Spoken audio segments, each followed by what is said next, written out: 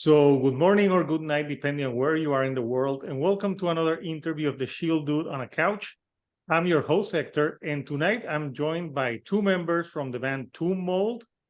They just released a record last week that kicks fucking ass.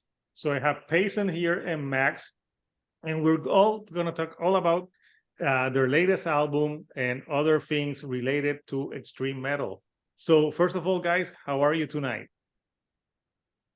Very good. Good, Thank you for asking. good, doing good. Yeah, thanks. How are you doing?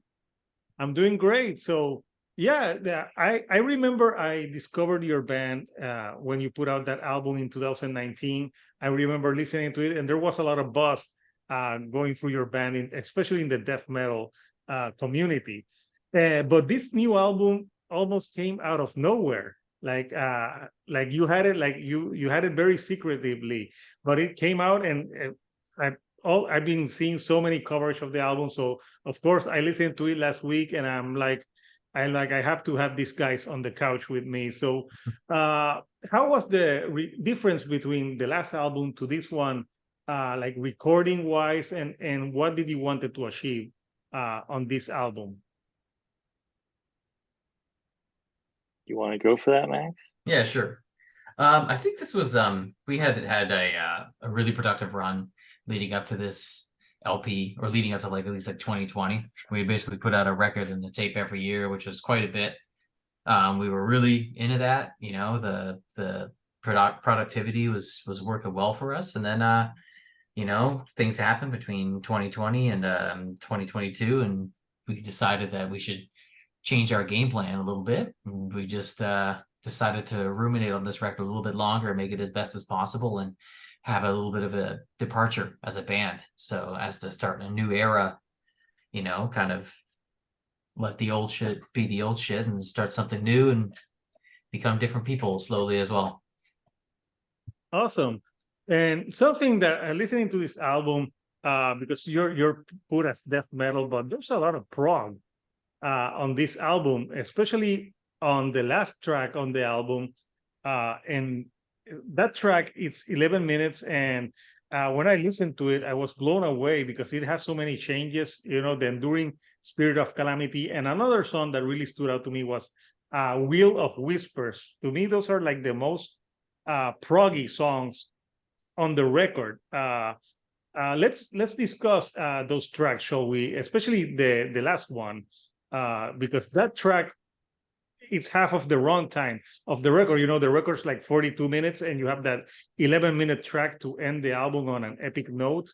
How important was to you to have like that closing track that's so different, that maybe is like a hint of what Tomb Mold is going to bring in the future? Yeah, that's a good estimation of. I know what you're saying. Yeah, the last track is it does have a slightly different flavor than the rest of the record, but it does still start out with a lot of the same sort of tornado-esque guitar riffs, and it's pretty busy. But when it does break down, we really stretch out and breathe in that space. And then we have that, where it rebuilds itself. And then what I think is, sort of the climax of the record is when the blast comes back in at the end and we go into that final riff. Like it's my favorite album closer we have of any of the records we've put out so far. And it came pretty organically, actually, because when the song was written, the clean part, the where it's really chilled out, had no determined length yet. So we would just jam it. So every practice was different. And when we initially started jamming it, it was quite short. Not short, but it was probably like, 5 or 6 minutes total, I think. Right, Max? Like we only did that Yeah. clean part maybe like eight or 12 times, like once or twice. And then it Mhm. stretched out. And then Derek and I both have guitar leads there, and we both sort of plop them in, and we would just kind of go. Derek has the lead in the first section, and he would write it and write it and write it. And then when we found how long it was, we just sort of knew when to stop it. And then when it gets really slow, then I have a lead that's like 3 minutes. And yeah, it just kind of naturally occurred where we found sort of the length of the song. And yeah, I mean, it couldn't go anywhere other than the end of the record. Obviously, it had to close the record. And Will Whispers, also prog. You've pointed out both songs that feature clean extended sessions, or Yeah. sections, but that song is much more up tempo. It's like the Enduring Spirit of Calamity. The clean part's kind of morose, kind of sad and slow, and Will o' Whispers has a very up tempo drums. It's got vocals. The bass is flying all over the place. So it's very new territory for Tomb Mold, because we had already experimented with kind of the slow, drawn out, clean section on Aperture of Body, on the song Prestige of Rebirth, the third track on that tape. The song ends with this kind of like spacey, slow, clean part. So Will o' Whispers it's the very first time we've done anything like that. So it stands out on the record, but it is, I think, probably our favorite. It's going to be our new favorite song to play live. We played For it sure. live at our last two shows. And Enduring Spirit of Calamity will be fun to play live too when we get there. But it does take up so much of the set list that we're gonna have to cut two songs to make room for one. But yeah, that's how those songs kind of came about, especially the last one. It was even though it sounds like we got it down to a science, but for a good year of practice, it was quite free form. I think Awesome. we were also kind of I think just prior to this band, we had been fan of most like grindcore and power violence groups, and there was definitely a genre trope, where the final song on the record is usually a slower departure from the rest of it. The songs may be capped at a minute, but the last tune is like 7. That's like a really like very classic kind of trope that we've always loved, and this is kind of a little bit in that vein, where it's like a weird benchmark. It's the bookend of the record, so it's got to be something really bombastic, maybe a little bit labyrinthine. It's kind of interesting, but that's something I think about too. We've done that in all of our previous bands as well, where the last tune is like a fucking clanger and the other ones are really compact. Probably inspired by like all the bands we grew up loving. The first one I probably heard was Metallica with the Call of Cthulhu on Ride the Lightning, and Orion. And Orion is a masterpiece. I love both those songs, but both such interesting ways to close out the record. And then even a band like Max had pointed out, like a hardcore grind band like Infest on the album Slave, Fetch the Pliers. It's 4-minute instrumental, totally different than what's early on in the record, but it does carry this heft, and it feels like a nice closing statement to a record. Not to mention all the infinite prog bands. Prog bands don't close their album with a 3-minute song. No, they do. That's unheard of. I mean, Rush finish Hemispheres with La Via Strangiato, which is like a 10-minute instrumental, but it's like divided into 11 parts. So it's the last song on the album is a great spot to really get cerebral, because you might as well, because it's like, well, let's go with a fucking bang. So let's make this as dynamic as possible. And once we were able to compile all of our influences and kind of put something together, for me in that song, I was really influenced by Pink Floyd, one of my favorite bands ever. So the guitar, like kind of the spacey section with the guitar over it, to me, that was like a real sort of kind of vibe I was trying to capture, because, never been able to do that. And this seemed like the right time. And it was a nice little departure for Tomb Mold, knowing that the album is going to end with this furious, crazy couple of riffs. And yeah, it just feels like so. Like, I love the last 30 seconds of the record. It really feels like the end of the record, because it is. That's a good point. It's the end of the record, because it is. So yeah, so that song, I know that Max, you're the drummer, you're the singer, and you're also the lyrical writer. What themes do you explore on this record?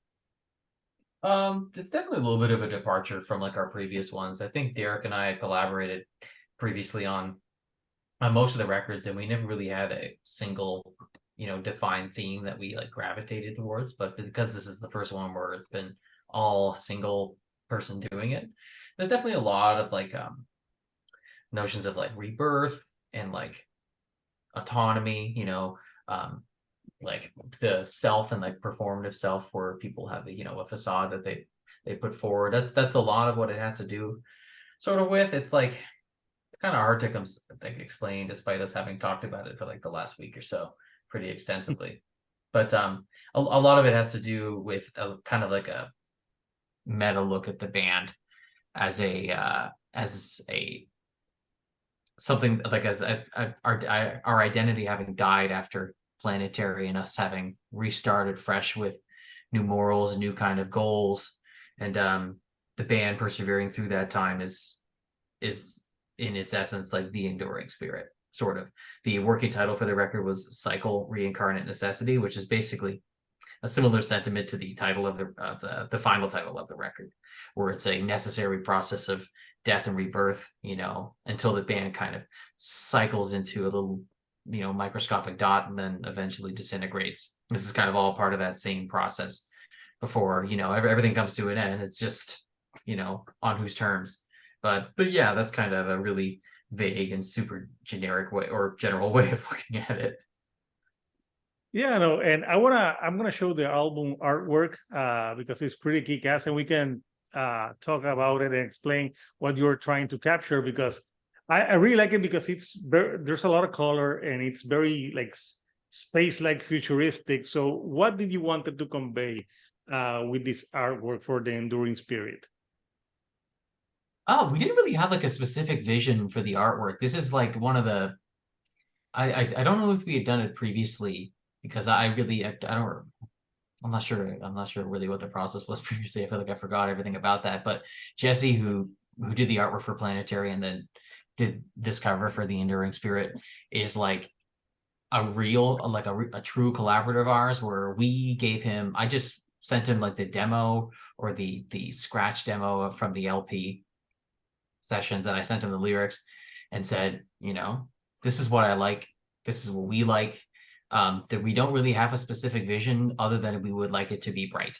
That is pretty much it, or have like at least a wide range of shades, from what you see at the bottom and the back of the wraparound artwork, where it's pretty dark, it's pretty ominous, and then the like rising figure at the top of the record, which I think is probably the most identifiable part of it. But he is like a real collaborator, where we said, go for it. There's really no sky's the limit. You can do whatever you want because we trust you. I had sent him a bunch of setting materials from a lot of shows that I like, a lot of like sort of touchstones for the themes of the record. Like I sent them a bunch of Unica Zern's like single line drawings, stuff like that, really visceral art. A lot of setting strips from like 5 Star Stories and Aura Battler Dunbine and Elgheim and all that kind of stuff. And you can definitely tell where he took some of the influence for the central figure, sort of humanoid figure with the wings, very like bug-like, very kind of fairy-like. I think I was really into a lot of kind of fairy-like imagery, like well, what's a good way to describe it? Kind of like nymphs, very like ethereal, kind of like creatures, small creatures, that kind of thing, little kind of pieces of the background that you can see all throughout the art.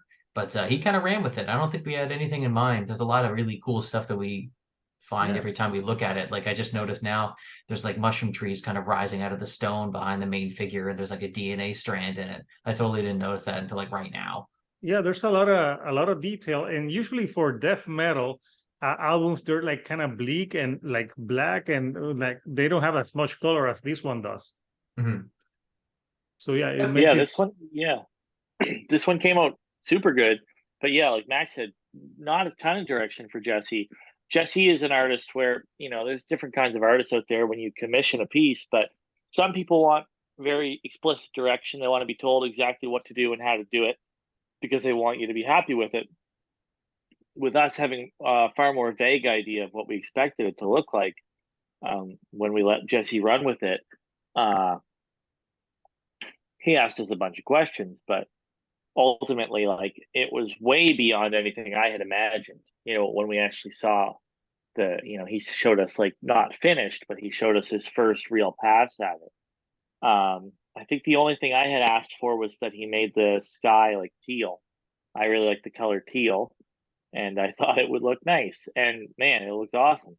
But yeah, Jesse's a really, he's a very focused dude, and everything on this cover means something. I'm sure to him. Like, he is the real deal. He's not just like, here's, like, he spent so much time on it. He sent us an update photo every week explaining what he did. So we came to expect on, I think he spent what on it, Max, 3 months, I think, I think maybe so, more. around there. Yeah, and he would I log think his it was hours about every three week. months.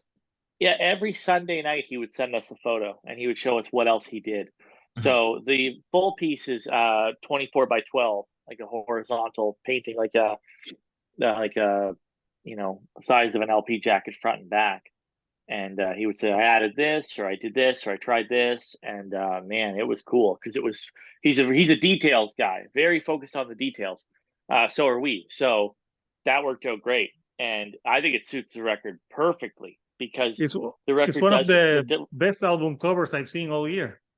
Oh, awesome, that's great. Yeah, I mean, I agree. Like, if the cover had been, as you were describing before, sort of bleak or evil, or kind of this, it just wouldn't suit the record. The record has kind of this triumphant, hopeful sound to it, and this is the perfect companion piece, in my opinion.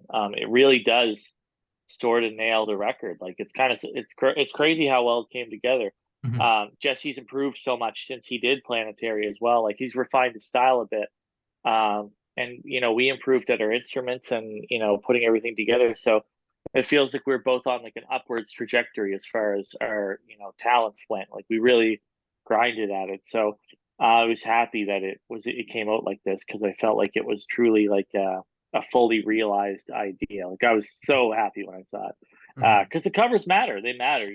Anyone that's grown up collecting records or CDs, or when you spend money on something, you listen to it and you look at that cover and you dissect the cover. And there's so many records I love that have, amazing covers that I just stared at and stared at. And then there's records that are great where the record cover sucks. And those are always a bummer because you don't give a shit. You're like, well, this sucks. Like, the album's great, but I don't like the cover. And with so much going on here and so much going on in the record, I hope people can revisit the cover and, take it in multiple times, the same way they hopefully will with the record. I think Yeah. when we were Plus, talking with Jesse, we were like, this should be like zeitgeist. This is like a big step for us. And we really wanted it to be something we'll look back on and be super proud of. And when we told him that, he's like, I want this to be like in the like history of death metal as like a genre. I want it to be like a contemporary example of like forward thinking art with like tremendous depth and like a really like rewarding, like just as you would have a close reading of a novel, like it's the same thing as this. Like, I want people to pick up the CD or the tape or the LP, and I want them to listen to it, and I want them to look at it, and I want them to have the record in their hand and then the lyrics in the other, and they could just sit and listen and Yeah, really just look. It's like I could still look at yeah, Effigy and be like, man, there's so much cool stuff going on here, and think about it just and kind of doze off when I'm just cranking this oh record, yeah, that's so familiar yeah. now, but it still has lots of new aspects that show up every subsequent listener or Sure. viewing. It's like a multifaceted listening experience that way, when you have the visual element, the auditory element, and then this lyrics, the cerebral element, Mhm. the part where you're reading, you're processing information. So yeah, you're reading, looking at something and hearing something. I mean, that's the best. If you can get trapped in that whirlpool, with all those elements together, yeah, it's great. yeah, it reminds me, when Tool puts out an album, like when they put out 10,000 Days, that they had like a glass that you could look at the artwork, and the artwork like came alive. So that was like, Sure, yeah. I mean, if any band is going to do a moving cover, like Tool is the right band to do it. I think I mean, yeah. Sorry, what I was was you gonna say saying? it Sorry. fits. It fits their dynamic. There as a band really well, because it makes total sense.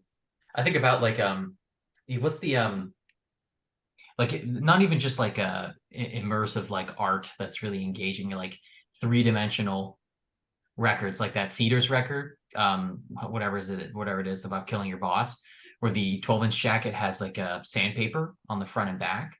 So Yeah, wherever you put it in your stack of records, it'll damage the other ones on either side. I think about that kind of thing, yeah, sure. or like I don't know, like sometimes I would get tapes from like Slaughter Productions and stuff like that that have like labels on them that are perfectly covered. They don't have a recessed area for the spools of the tape, so you have to puncture them. Just like engaging art, both like physically and mentally. I Sure. think that's really Yeah, cool. so yeah. maybe for the next Two Mold record, yeah, you can do a cover that will damage the other CDs that are Yeah. next to it. Yeah, So it'll be people like, don't will have to It's buy just yours gonna have because the other. yeah. It'll be a scratch and sniff or something like that. That'd be It'll cool. just have a bomb in it. Yeah. Yeah, that record for me is the very first Black Sabbath record because like the elements we were talking about. Because as a child listening to Black Sabbath, I found it really scary, and the first song on the first record is about encountering this, the figure in black or whatever, and she's right there on the cover. So I'd Yeah. listen to the music and scare myself, hear the words Ozzy was saying, and get scared, and then see that image on the cover was so striking. I liked it. I knew I liked it, but I also knew I was really scared by it, and it was kind of this exciting thing. So, yeah, when there's a good cover, you can. It's awesome as the listener. It's really fun. Yeah, that cover of your new album, it looks like looks like it could be a future video game.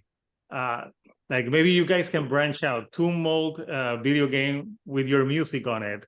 Yeah, That start would be cool. developing games. Yeah, a Mhm. side scroller. Well, the You only get Jesse one life. Jesse, prior to doing this LP, like the last project that he had done was for a game called Norco that you can basically play on any platform. So if you go play that, you can probably see sort of his timeline from Planetary and other subsequent projects, and then Norco, and then the Enduring Spirit, and it'll probably make more sense, honestly, now when I think about it. Yeah, because I know you got your name from I think it's Bloodborne, the Bloodborne game that I never played it. But it looks like a cool game. So I saw like, oh, okay. So I'm like, these guys like games. Like, which video game for you is like the your favorite one, like the one that you play a lot? Final Fantasy VII. That's my favorite game ever. Yeah. No hesitation. No, Zero. none. That's the goat. That's my favorite game. Final Fantasy VII, Final Fantasy VIII, Final Fantasy 4, Final Fantasy 6, Final Fantasy 15. Yeah. Those So are I'm my favorites, assuming that but Final Fantasy V sucked. it's okay. It's a little slow. Yeah, I stayed in Final Fantasy 1. I couldn't pass. Oh yeah, Those things were hard. it's a slog. It's a slog for sure. But yeah, Final Fantasy, that's my favorite. Derek is a huge fan of the From Software games. So Derek loves Dark Souls trilogy, Bloodborne, Demon Souls, which came before that, and then most recently Elden Ring. Elden Ring did you play Elden Ring?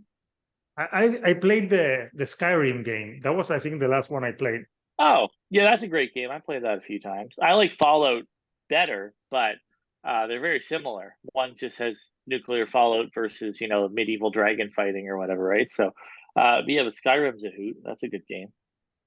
I Nice. really am partial to survival horror as well. Like any games, like the Resident Evil series, Silent Hill series, Fatal Frame, deeper cuts like Clock Tower, Haunting Ground. Recently played Sweet Home. Recently played Lurking Horror, text-based game. I played that actually around Christmas. I played that. Any sort of horror stuff I really like. Bloodborne is a horror game. Like it's Oh, eldritch horror, kind of H.P. Lovecraft inspired. Lots of really zany bosses, really creepy. You're in this world inhabited by these seemingly old gods, and it's very hard, which is sort of the hallmark of those games, the difficulty. But once you persevere, you kind of break through. So, because when I first played it, I was like, this fucking sucks. And then I got better at it. So I chilled out. nice. The last one I played that had like that horror theme was the Last of Us. Only the first game. That's also a very hard game. That's very hard because those sections are meant to be played with stealth. You're not like in so many games nowadays, they expect you to kill all the enemies. Not The Last of Us. You can have like a couple bullets or you shoot the gun and you just get swarmed. So many sections of that game are just about avoiding the enemy instead of engaging them. It's brutal when you get caught. It fucking sucks. no, I But yeah, it's a remember. good game. Yeah, Like it. Yeah. playing that in 2013 and playing it all night and then be like asleep at work because I was playing The Last of Us the whole night. But yeah, that's Yeah. a great Yeah. game. Yeah. What That's what about else you, me with Max?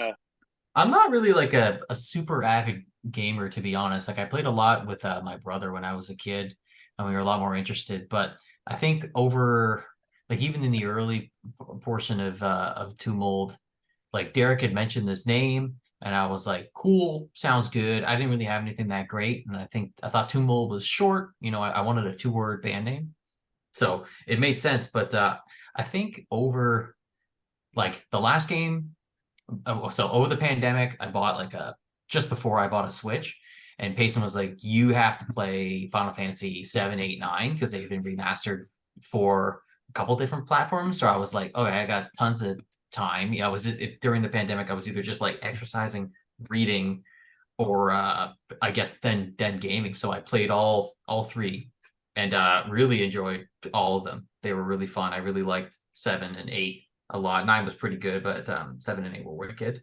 But the last one that I was like really, really obsessed with was the first two Mass Effects. I really like Mass Effect a lot, and I still do.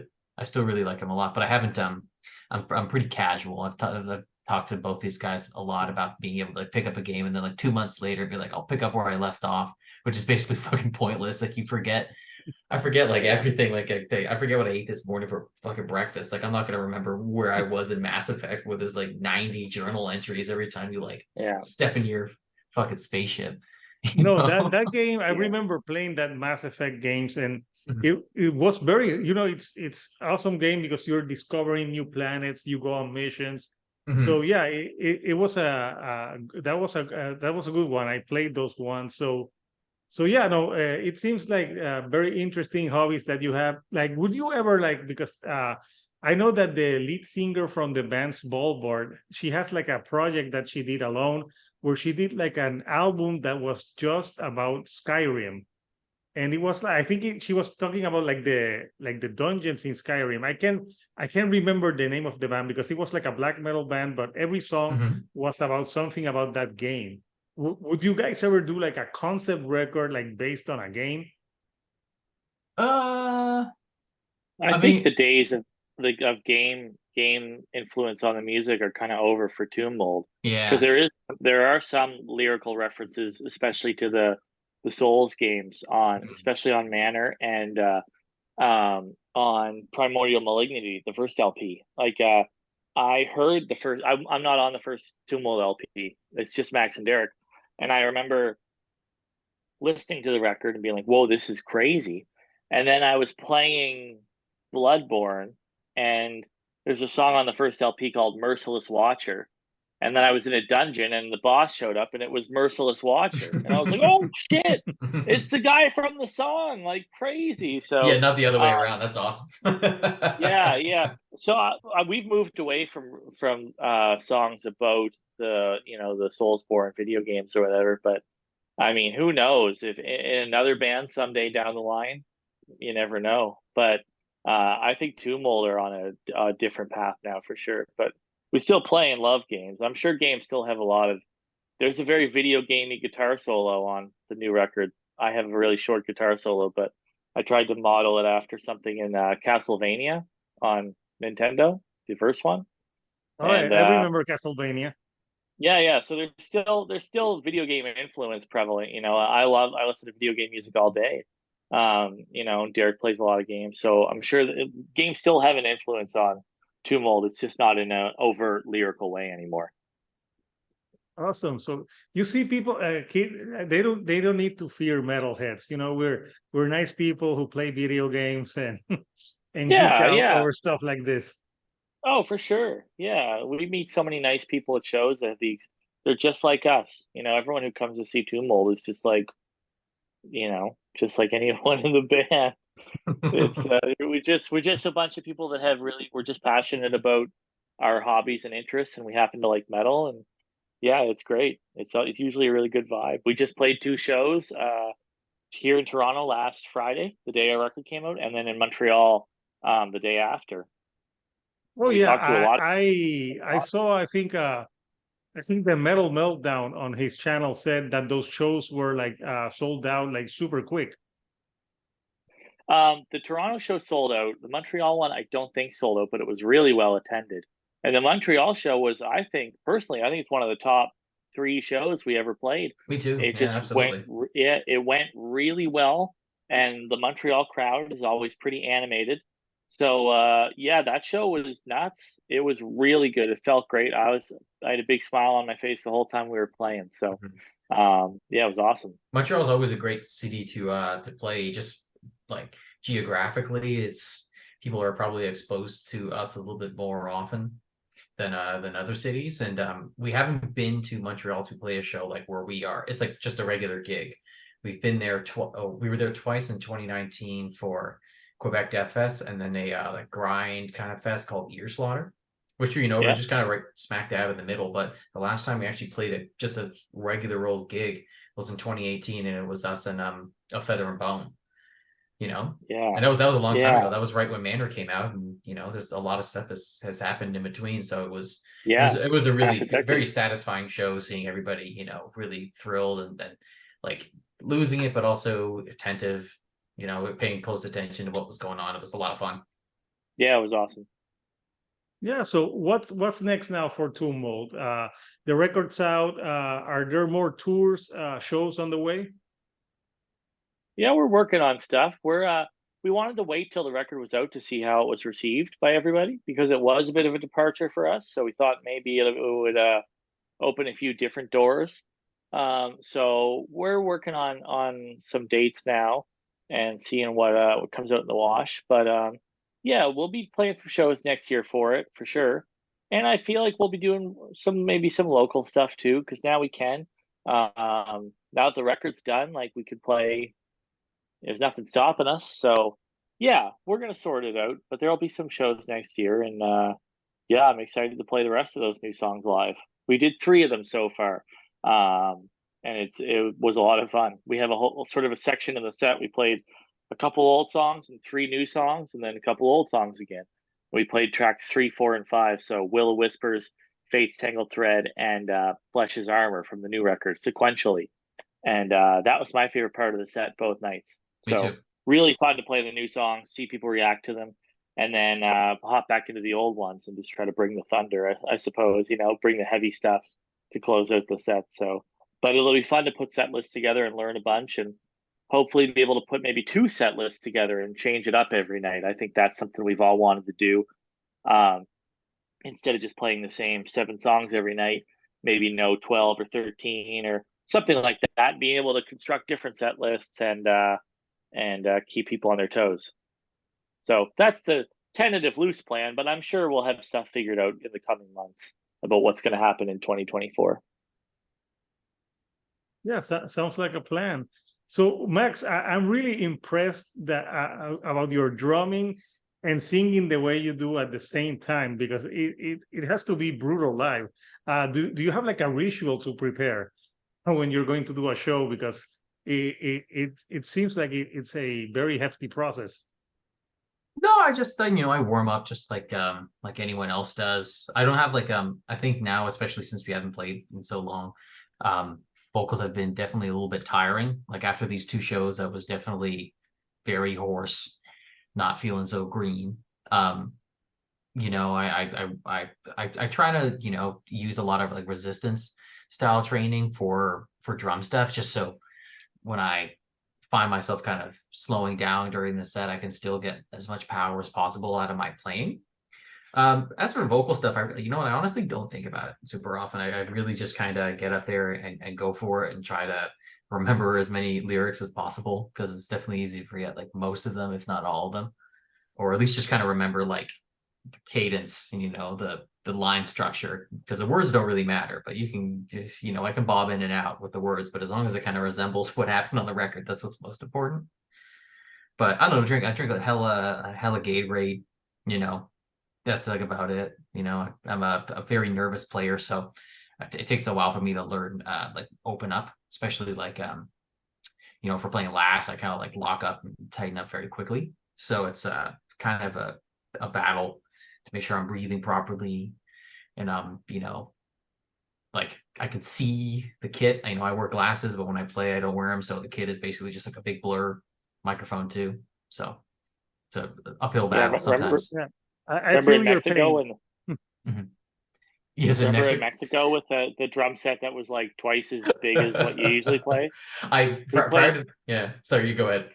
I was gonna say we played a fest in Mexico, Total Death over in Mexico, and we took our guitars and that was it, right? So we flew down to play the show, and they stuck Max behind this just gigantic kit. I'm Was quite it like used a to Nico seeing that. McBrain kit? No, like no, it was just like a really classic kind of like big death metal kit, big rack unit, meant for someone who has like 90 cymbals, a lot of shit. Yeah, And just very different from what we're used to seeing Max play. yeah. So it was different. Yeah, and it was like it was not good. Prior to this record, I basically played on like the same 4-piece setup, two crashes, a ride, hi-hats. It was like very, very simple. Actually, two crashes is like giving me a little bit more credit than I probably need because I usually used one. So when I got out there, they were just like, "How do you want to set up your drum set?" And I'm like, "I don't know, like I don't know, at a quarter of what's here." Yeah. They didn't give a shit. They were just like taking random symbols out of my symbol bag and just Yeah, and putting them on stands. It was awesome. we couldn't even see him. So we were like playing. I usually like to turn around and kind of lock in with Max on the more complex parts, and I sort of watch the snare. I like to watch the snare to try to hit the notes to get that really percussive sort of bam. But I turned around in Mexico and it's just like, I could see just Max struggling back there. It was like, oh man, So this is crazy. So you had like your Spinal Tap moment. Oh yeah, kinda, yeah. Oh yeah. yeah. Oh yeah. I was just like it was not it was It fun. was The crazy. show was still Yeah, it good, but was it good. was still Show was good, yeah. it's a learning experience. Yeah, you gotta Yeah. adjust on the fly sometimes. Exactly. Very on the fly. Well, it sounds like it was a fun show and you pulled through. So, guys, it's been great chatting with you, talking about obviously the album, the artwork, and everything. I know the album is getting a lot of buzz in the industry, especially in death metal. And this has been a year that there has been a lot of like strong death metal records. Like you came last week, it was you. At the end of the year, beginning of the year, you had Obituary. You had a band, I think, called Whiskey. I can't say the name, but I did a review of them. And tomorrow you have Cannibal Corpse. So it's a Yeah. big year for death Yeah, metal. absolutely. Before I let Yeah. you guys go, like, what would be a dream tour for you to go see, and a dream tour for you to like a band that you would die to open for them? Let's do I think we know what we're gonna say for open. Like we all love Between the Buried and Me. I would love to do a tour with Between the Buried and Me. That'd be Yeah. cool. Yeah. Big band for all of us. And Oh, I've seen certainly Yeah. a them. band Like they're that amazing. oh yeah, they're great. But I think it's I another band that's had a very rich history, a lot of different sort of eras, and it's a really encouraging kind of trajectory for the band. So I think we've definitely thought about that a lot. Yeah, for sure. I actually listened to the Silent Circus today at work, and I noticed it turns 20 next month. That's awesome. That came out October 21st, 2003. So it's just about 20 years old. That first Between the Buried and Me record. So that's Mhm. cool. Yeah, Dream Tour. Yeah, we'd love to play with Between the Buried and Me. We were very fortunate to open for Cannibal Corpse in Rochester, New York. We had a one-off show. That was super cool. We got to play with them. They were awesome. I thought we played really well. I thought we put our best foot forward. So it was a good show. We felt really good after that because you play, you do your best, and then you watch like the actual fucking legends of death metal just annihilate the place. And yeah, like if we had played badly, if we had a bad set, I think I would have felt really low. But I thought we did really well. And once when we left and then we watched them, I had a real vigor. I was super stoked. Because yeah, they're an awesome band. Obviously, they have so much material to draw from. So the set list was just full of great stuff. And then a dream tour we could go see. Oh man, I don't know. That's tough. What do you think, Max? One that we're not playing. Man, I don't know. I mean, feels like there's so much that I would want to see, but a tour Yeah, together. I'm trying to think of something that makes complete sense. Maybe it would just be all of our buddies that we've toured with before, just all on one tour, and sure. we're not playing. We're just enjoying the show. It's like that would be fun in my head. Yeah, I'd like to see an all Japan tour. I'd like to see Perfume, Mhm. Trico, Coffins. Asuna Joke. Just give Okay. me all my favorite bands from Japan Uh-huh. playing together because there's Mhm. a Bandmade, all those bands. That would be great because that's the stuff I probably listen to the most in my free time. So, Hmm. but yeah, and other records you mentioned that had come out this year. One more was the Horrendous LP. Yeah. I think Oh, yeah. Horrendous are. I think we have a kinship with them. We've toured with them before. Those guys are awesome, but similar sort of wavelength. There's a lot of prog now in the sound, but it's still death metal. And I think us and Horrendous are kind of occupying a similar territory as far as that sound goes, which is great. Their last album before this, Idol, was the one we toured with them. And seeing them play those songs live was fucking awesome. Yeah. So yeah, they're kind of one of our, I would say, one of our like musical counterparts as far as our career has been in Tumult. Maybe you guys should do like a four horsemen of death metal, like have like Horrendous, you guys, uh, Cannibal Corpse, and Obituary. All in one Oh my bill. That'd be cool. goodness. That'd be cool. That, I mean, yeah, those are we like all those bands. We That's like for all sure. those bands playing. They're pretty good. Yeah. Pretty good. So, guys, thank you again for taking some time of your night to discuss the record with me. Yeah. The album, The Enduring Spirit, is out now. You can get it anywhere you want to buy music, and obviously, it's out on vinyl, right? You have because that artwork with the vinyl has to be look amazing. Oh It yeah, comes out, definitely. yeah, the physical copies are released on October 13th. So I think Dave at 20 Bucks Spin has received some of them, or he's receiving them, and he'll be getting them ready to send out. So yeah, I can't wait to see the copy in person. I haven't seen the cover yet in an LP jacket, but I'll it's going to put be the super link sick. for the pre-order in the description so Oh, people great. can Thank you. pre-order that shit and pre-order it. So because pre-ordering is important so you guys can get the good tours. Of course. Oh, of course. Yeah. So, well, guys, thank you for taking time to talk with me about metal, video games. So the new Tumult is out now. So until next time, people, this is Hector, the Shield Dude on a couch, and I'll see you all right here on the couch. Thank you and good night.